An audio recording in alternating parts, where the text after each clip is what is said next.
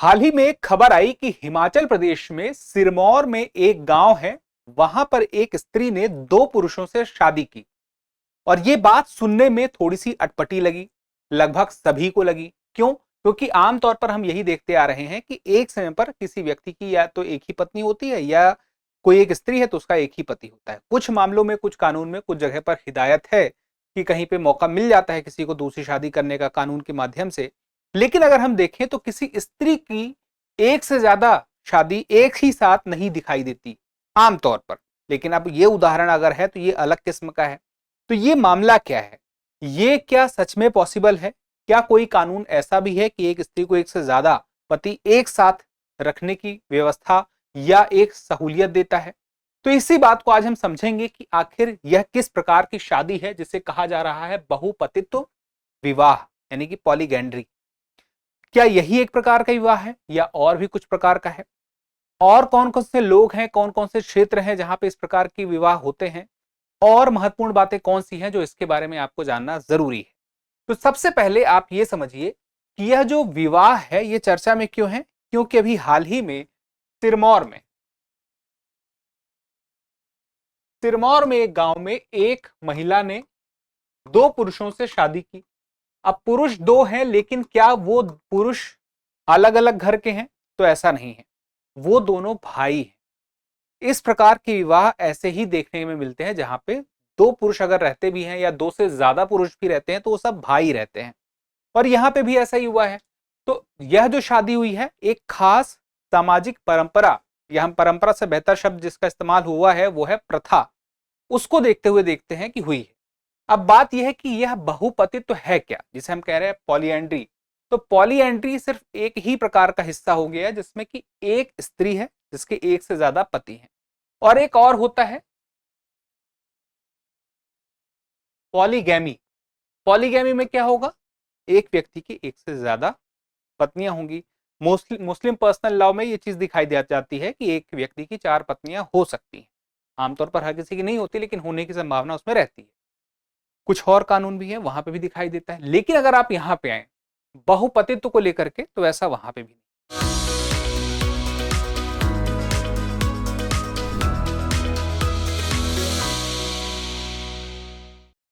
अब यहां पे बात आती है कि इसका पहला मतलब तो आप समझ ही गए हैं कि पुरुष दो या ज्यादा हो सकते हैं। अब यहां पे एक ही घर के होंगे, ये भी हो गया। लेकिन ये किया क्यों जा रहा है? इसके किए जाने की एक वजह है, वो ये है कि ये माना जाता है कि जिन क्षेत्रों में होता है वहां पर उस जमीन का, जो उस परिवार की जमीन है, उसका बंटवारा ना हो। किन क्षेत्रों में होता है? अगर हम जहां जहां होता है वहां की बात करें तो अभी जहां की बात हुई है वो ट्रांसगिरी वाला क्षेत्र है हिमाचल में। इसके अलावा हम देखें तो ये कौन से समुदाय की बात हो रही है, किस ट्राइब की बात हो रही है? तो ये ट्राइब है हट्टी। अब ये हट्टी ट्राइब के बारे में आपसे सवाल पूछा जा सकता है कि हट्टी ट्राइब का संबंध किस राज्य से है, कहां से है? तो आपको पता रहेगा। हट्टी ट्राइब में कौन सी विवाह की प्रथा देखने को मिलती है? तो बहुपतित्व, पॉलीएंड्री। अब इसके अलावा और कहीं पे है तो हम देखें तो हमें और दिखाई देगी खस, उत्तराखंड में। इसके अलावा हम देखें हमें और भी दिखाई देगी जौनसारी, जौनसार बावर क्षेत्र में, उत्तराखंड में। इसके अलावा अगर हम देखें और भी है, तमिलनाडु में टोडा जनजाति है, ऊटी के पास में है। ठीक है, और इसके अलावा कुछ और भी उदाहरण है। तो ये एक स्त्री की एक से ज्यादा पति हो सकते हैं। ऐसी हमें बहुत सारे समाज, या हम कह सकते हैं आदिवासी समाज दिखाई देते हैं जिनमें ऐसा होता है। और ये क्या फायदे बताते हैं? एक फायदा तो ये बताते हैं कि भूमि का बंटवारा नहीं होगा, क्योंकि घर में एक स्त्री है और सब बाकी जितने वहां पुरुष है उसके पति हैं। अब उनके जो बच्चे होंगे तो बंटवारा नहीं होगा। आमतौर पर बंटवारा कैसे होता है कि एक पति पत्नी अलग हो गए, फिर भाई है उसकी पत्नी वो अलग हो गए, तो जमीन भी बंट गई। अब जमीन बंट गई तो उत्पादन में कमी देखने को मिल गई। दूसरा एक कहा गया, खर्च पे भी कहा गया कि खर्च पे भी कमी देखने को मिलती है, क्योंकि अगर इस प्रकार से जब शादी होती है तो बार बार शादी नहीं हो रही होती है, तो बार बार शादी नहीं हो रही तो बार बार का खर्च नहीं हो रहा होता है। एक इसको कहा जाता है प्रथा की वजह से भी, कि बहुत लंबे समय से, सदियों से चल रहा है, इसलिए इसे किया जाता है, अभी भी इसको प्रैक्टिस में लाया जाता है। और जिस आधार पर इसे चलाया जा रहा है, जिस आधार पर, इसका एक और नाम है जिसको हम कहते हैं जोड़ीदार प्रथा या जोड़ीदारान प्रथा, दोनों नाम से। इसी को द्रौपदी प्रथा के नाम से भी कहा जाता है। बहुत ऐसी जनजातियां ऐसी भी जिनका ये कहना है, या इन जनजातियों में कुछ लोगों का ऐसा कहने को सुनने को मिल जाता है कि महाभारत काल का जो समय था, वहां पे जो देखने को मिलता है कि पांडव हैं और उनकी पत्नी एक ही है, कुछ वैसी व्यवस्था से ही ये निकलकर आगे आए हैं। अब बात ये आती है, ये अपने जो क्षेत्र हैं, उन क्षेत्रों के बारे में आप जान चुके हैं, कौन कौन से क्षेत्र के साथ साथ ये लोग अपने लाभ को लेकर के चलते हैं, वो बात सामने आती है।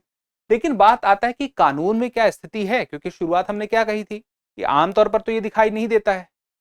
तो आमतौर पर दिखाई नहीं देता, इसका मतलब यह है कि यह ऐसा हो नहीं सकता, यानी कानून इजाजत नहीं देता है। अगर हम बात करें एक से ज्यादा विवाह की इजाजत हिंदू मैरिज एक्ट में नहीं है।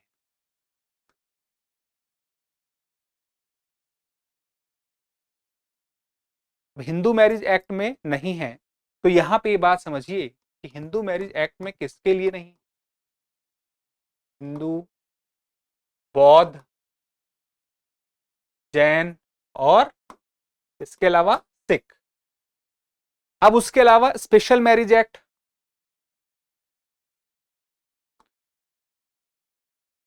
यहां पर भी ऐसा कुछ नहीं मिलता कि कहा जाए कि पॉलीएंड्री, बहुपतित्व या बहुपतित्व लीगल है, नहीं है, इन दोनों में लीगल नहीं।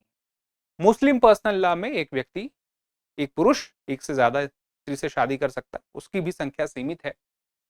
अब बात की जाए भारत का संविधान जो है, भारत के संविधान में एक प्रावधान है, वो प्रावधान कहता है कि कुछ खास मामलों में जनजातियों के लिए विवाह से संबंधित छूट है।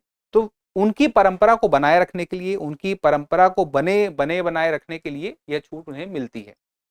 तो वो जो छूट मिलती है, उसके आधार पर हिंदू मैरिज एक्ट में भी एक प्रावधान उल्लिखित है, जो कुछ आदिवासी जो ट्राइब्स हैं, उनमें कुछ खास अगर कस्टम चले आ रहे हैं, यानी कोई प्रथा लंबे समय से चली आ रही है जो पहले से है, और उस प्रथा में यह था कि हम हमेशा से ऐसा करते आ रहे हैं, हालांकि उसके प्रमाण मिलने चाहिए कि वो हमेशा से बहुत लंबे समय से ऐसे करते चले आ रहे हैं, और साथ में यह भी सुनिश्चित होना चाहिए कि वो किसी महिला के मौलिक अधिकार का हनन ना करते हो जो भारतीय संविधान में दर्ज है। यानी कि उसी कस्टम को अपनाने का यह मौका मिला है आदिवासियों में, उन्हीं आदिवासियों में जहां पे एक तो कस्टम है, लंबे समय से चले आ रहा है, इसके साक्ष्य भी मिलते हैं, साथ में वहां पर महिला के साथ अन्याय ना हो रहा हो और मौलिक अधिकारों का हनन ना हो रहा हो। इसी आधार पर इस प्रकार के कस्टम लॉस को या इनकी प्रथाओं को अपना लिया जाता है कुछ कुछ आदिवासी समुदायों में, जैसा कि आपको कुछ नाम मैंने बताया। अब उसके बाद देखिए हट्टी जनजाति, ये भी तो जान ले, जिसको लेकर के सारी बात है, ये जो पूरी की पूरी खबर है। तो हट्टी जनजाति के बारे में ये बात पता रहे कि हट्टी जनजाति लगभग 450 गांवों में ट्रांसगिरी क्षेत्र में मिलेगी, हिमाचल प्रदेश में, और वहां पर इनकी आबादी लगभग 3 लाख के आसपास है, 3 लाख की आबादी है। और इसमें से 450 गांव में कई ऐसे मामले शादी के मिलते हैं, कई ऐसे अखबारों में मामले मिलते हैं जिसमें पता चलता है कि शादियां बीच बीच में अभी भी कई लंबे समय से हो रही हैं, हालांकि बहुत समय नहीं हुआ, पिछले 3 साल पहले ही इन्हें जनजाति का दर्जा मिला है। तो 3 साल पहले इन्हें जनजाति का दर्जा मिला है, ये बात भी एक महत्वपूर्ण है। और एक बात ये भी महत्वपूर्ण है कि यहां पर फिर ये सवाल उठता है कि जब इनके बच्चे होंगे तो उसके लिए कैसा प्रावधान रहेगा। तो उसके लिए एक पूरी व्यवस्था है, उस व्यवस्था का नाम है वाजिब उल अर्ज। तो वाजिब उल अर्ज,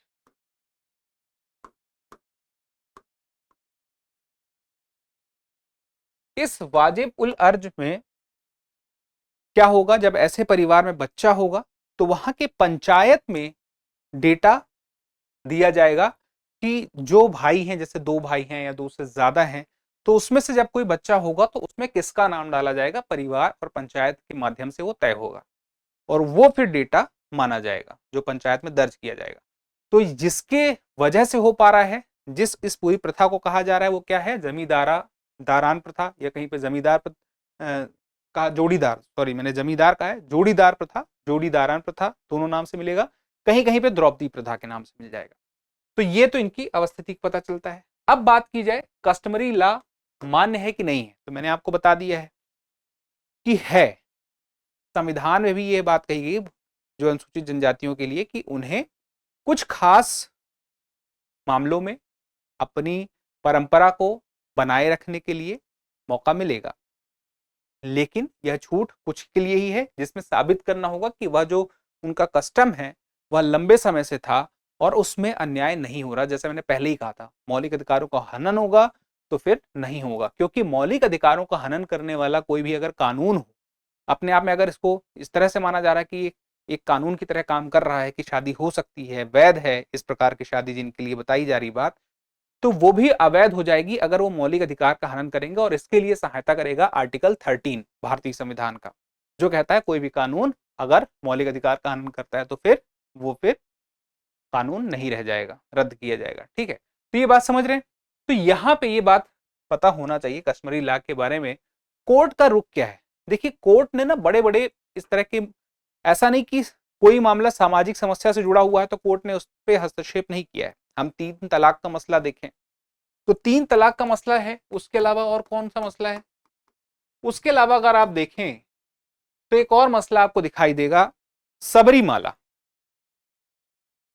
सबरीमाला में महिलाओं के प्रवेश को लेकर के जो मुद्दा था, तो वहां पर कोर्ट ने डिसीजन दिया, 3 तलाक में दिया। और इसके अलावा कोर्ट वहां पर डिसीजन दे सकता है, ये बात समझ में आती है, जहां पे कोई मुद्दा लगेगा कि वह कहीं ना कहीं सामाजिक मुद्दा है, अन्याय का मुद्दा है, मौलिक अधिकारों के हनन का मुद्दा है, स्पेशली समानता का अधिकार, स्वतंत्रता का अधिकार, इनसे संबंधित कुछ मुद्दा है, तो तुरंत कोर्ट उसमें एक्शन ले सकता है अगर ये लगता है कि महिलाओं के खिलाफ अन्याय हो रहा है। और आप देखिए यहाँ पे आप पूरे मामले को अखबारों में, मीडिया में, हर जगह सुन रहे होंगे तो प्रथा के नाम से सुन रहे होंगे। तो एक तरफ है, एक शब्द है परंपरा और एक शब्द है प्रथा। आमतौर पर आपने सती प्रथा को प्रथा के साथ ही सुना होगा, सती परंपरा नहीं सुना होगा। बहुत सारी परंपराएं भी होती हैं जिसको हम कह देते हैं ये हमारी परंपरा है, हमेशा चली आ रही है, ये हमारे घर की परंपरा है।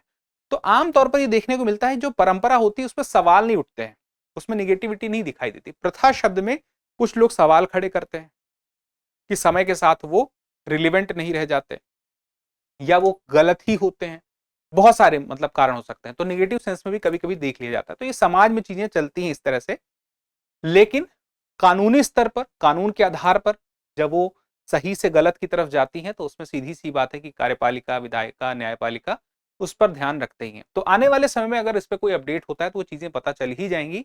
लेकिन मुद्दे की बात है, अभी तक में कुछ चीजें स्पष्ट हैं, तो ये है कि इसको लागू रहने के पीछे का कारण ये है कि ट्राइब के लिए है और ट्राइब को उनके कुछ मामलों में संरक्षण मिला हुआ है। दूसरी बात कि इसको लेकर के उन्हें साबित भी करना पड़ेगा कि लंबे समय से वो चल रहा था और इसमें अन्याय नहीं हो रहा था। और इसके बाद तीसरी बात कि बाकी सब लोगों के लिए इस प्रकार की व्यवस्था नहीं है। स्पेशल मैरिज एक्ट में, हिंदू मैरिज एक्ट में ऐसी व्यवस्था नहीं दिखाई देती। लेकिन जहां पे एक से ज्यादा पत्नी रखने की व्यवस्था है जिस कानून में, जिस लॉ, मोस्टली पर्सनल लॉ में, तो वो अलग है, लेकिन एक से ज्यादा पति रखने का तो वहां पे भी नहीं। तो इन सारी बातों को देखने के बाद हमें यह समझ में आता है कि एक तरफ इसके होने की वजह समझ में आती है, एक तरफ इसके पीछे कि वो अपने खुद के कारण बताते हैं, दूसरी तरफ ये पता चलता है कि आगे चल के हो सकता है कि इसमें कुछ बदलाव भी देखने को मिल जाए, हो सकता है कानून के स्तर पर कुछ बदलाव देखने को मिल जाए, लेकिन ये बात की बात है, संभावनाओं की बात है। इसमें मैं अपना निजी विचार व्यक्त नहीं कर सकता हूं। तो अब एक सवाल देख लेते हैं, सवाल बहुत छोटा सा है। हाँ, एक और जानकारी, यूनिफॉर्म सिविल कोड यूसीसी आ चुका है, उत्तराखंड में लागू हो चुका है। तो उत्तराखंड में अगर यूसीसी है, उत्तराखंड में भी ऐसी जनजाति है, तो उसके लिए क्या है व्यवस्था, तो उसके लिए जनजातियों के लिए यहां पे इस मामले में संरक्षण दिया गया है। तो मतलब वो अभी भी जो कर रहे थे अपनी उस कस्टमरी लॉ के तहत वो कर सकते हैं। हाँ, अब सवालों की बात आई थी तो एक सवाल आपके सामने है। हट्टी समुदाय की बहुपति विवाह परंपरा को जोड़ीदारान प्रथा कहा जाता है, जो मुख्यतः पारिवारिक जमीन को विभाजित होने से बचाने के लिए प्रचलित हुई थी। कथन 2 है, हिंदू मैरिज एक्ट 1955 की सभी धाराएं अनुसूचित जनजातियों पर समान रूप से लागू होती हैं, चाहे उनकी कोई पारंपरिक प्रथा हो या ना हो।